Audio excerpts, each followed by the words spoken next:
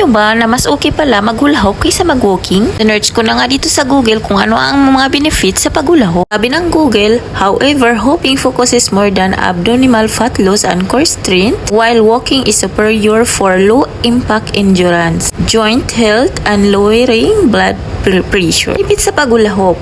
Clinical studies show that just 12 minutes of daily hula hooping can reduce waist circumference and trim abdominal fat for more effectivity than walking almost 10,000 steps daily. O kung maghula hoop ka ng 12 minutes, ay equivalent na ito sa 10,000 steps daily sa walking. So imagine, kung maghula hoop ka lang, nakatayo ka lang dyan, ayan, para ka nalang sumasayaw, so maglalagay ka ng music, ay katumbas na ito ng 10,000 steps sa paglalakad mo sa 12 minutes mo lang na paghuhula hoop. Kaya kung ikaw ay maghilig mag-walking, pwede mo na itong gawin. Kahit nasa bahay ka lang, ayan, para ka na rin nag-walking.